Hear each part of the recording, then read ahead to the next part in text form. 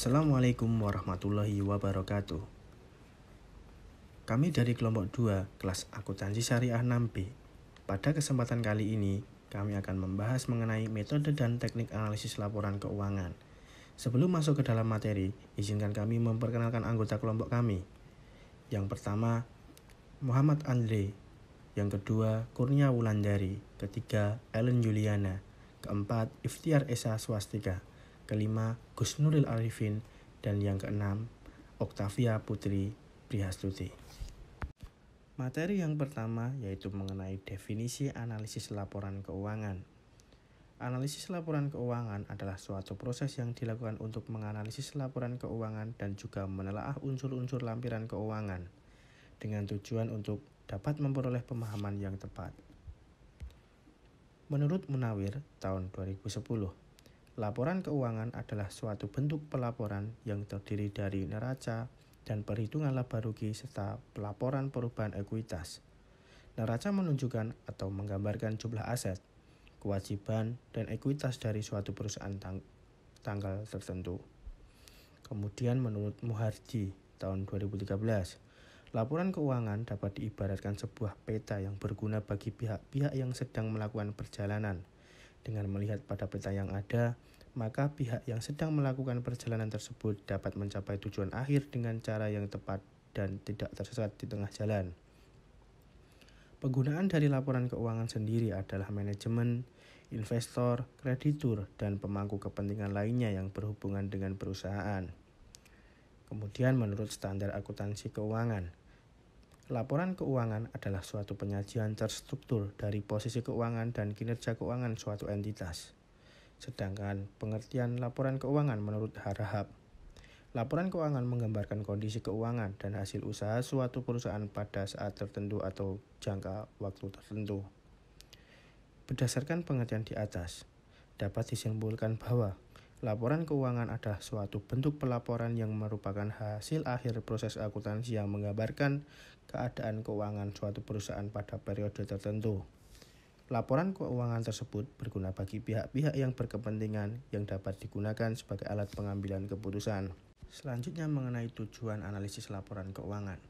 Secara umum, adanya analisis laporan keuangan memiliki tujuan dan manfaat sebagai berikut. Pertama, dapat mengetahui secara lebih jelas tentang posisi keuangan perusahaan dalam satu periode tertentu. 2. Dapat mengetahui segala kelemahan yang dimiliki oleh perusahaan. Ketiga, dapat mengetahui kekuatan dan keunggulan dari perusahaan. Keempat, dapat menentukan tahapan perbaikan yang perlu dilakukan untuk posisi keuangan perusahaan di masa yang akan datang. Kemudian yang kelima, dapat melakukan penilaian terhadap kinerja manajemen perusahaan. Kemudian yang keenam, dapat digunakan sebagai pembanding pada perusahaan yang sejenis. Kemudian yang terakhir, dapat mengurangi ketidakpastian terhadap kondisi keuangan perusahaan. Sementara di sisi lain, adanya analisis laporan keuangan memiliki tujuan sebagai berikut. Tujuan pertama yaitu screening. Proses awal screening yang dilakukan pada saat analisis laporan keuangan bertujuan untuk melihat data-data. Kemudian forecasting, bertujuan sebagai bentuk memprediksi kondisi keuangan perusahaan di masa yang akan datang. Kemudian diagnosis, untuk dapat melihat adanya kemungkinan masalah-masalah yang terjadi di dalam perusahaan, baik dari segi operasional, keuangan, ataupun masalah yang lainnya. Kemudian evaluation, bertujuan sebagai penilaian terhadap prestasi manajemen, kinerja operasional, tingkat efisiensi, dan lain sebagainya. Kemudian yang terakhir, understanding, sebagai wujud pengelola sebuah informasi mentah dalam laporan keuangan, sehingga menjadi lebih memiliki makna. Materi yang selanjutnya yaitu metode analisis laporan keuangan. Metode analisis laporan keuangan dibagi menjadi dua, yaitu yang pertama analisis vertikal atau statis dan analisis horizontal atau dinamis. Yang pertama yaitu analisis vertikal atau statis. Pada analisis ini dilakukan hanya pada satu periode laporan keuangan. Analisis ini dilakukan antara pos-pos yang berada dalam laporan keuangan dalam satu periode pelaporan, sehingga informasi yang diperoleh hanyalah menggambar hubungan antara pos-pos keuangan atau kondisi perusahaan dari satu periode ke periode berikutnya. Selanjutnya yaitu analisis horizontal atau dinamis. Analisis ini merupakan analisis yang dilakukan dengan cara melakukan perbandingan laporan keuangan dari beberapa periode atau dilakukan dengan membandingkan informasi yang serupa pada perusahaan yang sama untuk periode waktu yang berbeda. Selanjutnya adalah teknik analisis laporan keuangan. Yang pertama ada analisis perbandingan. Analisis perbandingan adalah analisa dengan cara membandingkan laporan keuangan untuk 2 periode atau lebih dengan menunjukkan 1. Data absolut atau jumlah-jumlah dalam rupiah. Yang kedua, kenaikan atau penurunan jumlah rupiah. Yang ketiga, kenaikan atau penurunan dalam persentase. Yang keempat, perbandingan yang dinyatakan dengan rasio. Dan yang terakhir adalah persentase dari modal. Teknik analisis ini merupakan analisis vertikal horizontal yang membandingkan antara setiap pos-pos yang sama dalam laporan keuangan untuk periode beberapa tahun, sehingga dapat diketahui perkembangan atau kecenderungannya. Yang diperbandingkan dalam analisis ini adalah hasil penilaian yang diperoleh dari kinerja perusahaan selama beberapa tahun. Yang kedua adalah analisis tren. Analisis ini adalah analisis laporan keuangan yang dinyatakan dalam bentuk persentase. Analisis ini digunakan untuk mengetahui tren keuangan perusahaan apakah menunjukkan kenaikan atau penurunan. Teknik ini juga bisa digunakan untuk menganalisa laporan laba rugi untuk mengetahui tren yang terjadi atau tendensi atas kenaikan atau penurunan kinerja manajemen perusahaan. Rumus dalam tren ini adalah angka indeks, yaitu tahun pembanding dibagi tahun dasar dikali dengan 100%. Analisis common size. Analisis common size ini merupakan perbandingan pada setiap pos dengan total aktiva maupun pasiva dan total penjualan untuk melihat kenaikan ataupun penurunan yang berpengaruh terhadap perusahaan. Laporan ini biasanya disajikan atau dinyatakan dalam bentuk presentase. Tujuan dari metode analisis common size sendiri adalah memperoleh gambaran dari yang pertama, komposisi dan proporsi pada setiap aktiva. Suatu perusahaan dapat memberikan gambaran tentang posisi relatif aktiva lancar terhadap aktiva tidak lancar. Yang selanjutnya yaitu struktur modal dan pembiayaan. Ini dapat memberikan gambaran mengenai posisi relatif utang perusahaan terhadap modal sendiri. Yang ketiga yaitu distribusi hasil penjualan dan pembiayaan laba. Analisis common size sendiri dilakukan dengan cara menghitung atau membandingkan elemen tertentu sebagai bagian dari elemen lain. Rumus yang digunakan meliputi pada neraca, pos dalam aktiva dibagi total aktiva atau total pasiva dikali 100%. Sedangkan pada laba rugi, pos dalam penjualan laba rugi dibagi total penjualan dikali 100%. Selanjutnya yaitu analisis rasio. Analisis rasio ini merupakan kegiatan membandingkan angka yang ada dalam laporan keuangan dengan membagi satu angka dengan angka yang lainnya. Kegunaan dari analisa rasio keuangan sendiri yaitu diwujudkan dalam angka serta daftar statistik yang lebih bisa dibaca dan diterjemahkan, serta laporan keuangan yang rinci dan rumit diganti menjadi lebih sederhana dan informatif. Analisis rasio ini tidak hanya berguna bagi pihak internal yang menjadi perhatian bisnis, tapi juga berguna bagi pihak eksternal. Analisis rasio ini menyoroti likuiditas, solvabilitas, profitabilitas, dan capital gain. Selanjutnya adalah jenis dari rasio keuangan. Yang pertama ada rasio likuiditas. Kemampuan sebuah usaha dalam membayar kewajiban finansial jangka pendek merupakan analisis rasio keuangan yang bersifat likuiditas. Likuiditas tidak hanya tentang keadaan keuangan perusahaan saja, namun tentang keahlian merubah aktiva lancar menjadi uang kas. Yang kedua ada rasio rentabilitas atau probabilitas. Rasio ini adalah mewujudkan skill perusahaan dalam menciptakan laba pada periode tertentu serta memberikan gambaran tentang tingkat efisiensi dan efektivitas manajemen perusahaan dalam melakukan suatu kegiatan operasional.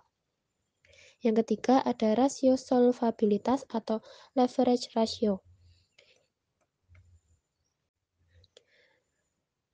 Leverage ratio ini merupakan keahlian sebuah perusahaan untuk memenuhi kewajiban keuangan jangka pendek serta jangka panjang jika terjadi likuiditas atau pembubaran perusahaan. Sedangkan jika perusahaan terjadi solvable, maka perusahaan tersebut memiliki aktiva atau kekayaan yang mencakup pembayaran semua hutang. Begitu pula sebaliknya jika perusahaan tidak mampu membayar hutang, artinya perusahaan tersebut terjadi insolvable. Yang keempat ada rasio aktivitas. Untuk mengukur kegunaan dari seluruh sumber daya yang ada, maka digunakanlah rasio aktivitas ini dengan analisis keuangan yang lebih efektif. Perbandingan bertahap pada penjualan dan investasi dari jenis rasio yang dilibatkan pada aktiva keuangan. Selain itu, ada persediaan aktiva tetap serta yang lain merupakan tolak ukur adanya rasio aktivitas ini. Selanjutnya itu adalah data time series. Data time series adalah nilai-nilai suatu variabel yang berurutan menurut waktu. Ada 4 faktor yang mempengaruhi data time series. Yang pertama adalah faktor tren atau trend faktor. Tren adalah keadaan data yang menaik atau menurun dari waktu ke waktu. Contoh yang menunjukkan tren menaik yaitu pendapatan per kapita, jumlah penduduk.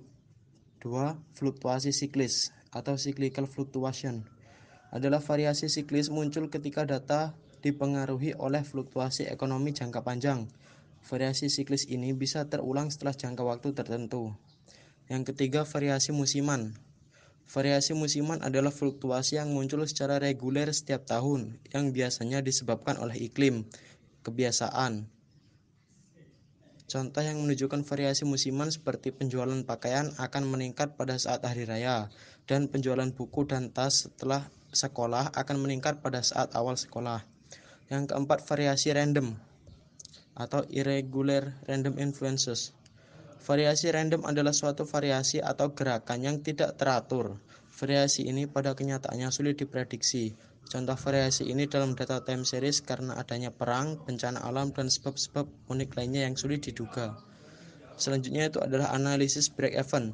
Adalah suatu analisa untuk menentukan tingkat penjualan yang harus dicapai oleh suatu perusahaan agar perusahaan tersebut tidak mengalami kerugian, tetapi juga belum memperoleh keuntungan. Dengan analisa break-even ini juga akan diketahui berbagai tingkat keuntungan atau kerugian untuk berbagai tingkat penjualan. Selanjutnya ada analisis tingkat kesehatan. Analisis tingkat kesehatan terutama pada bank harus diperhatikan. Tingkat kesehatan pada bank harus dinilai dengan tujuan untuk menentukan apakah bank tersebut dalam kondisi yang sehat, cukup sehat, kurang sehat, dan tidak sehat. Sehingga Bank Indonesia selaku pengawas dan pembina dapat memberikan arahan bagaimana bank tersebut harus dijalankan atau bahkan dihentikan kegiatan operasinya.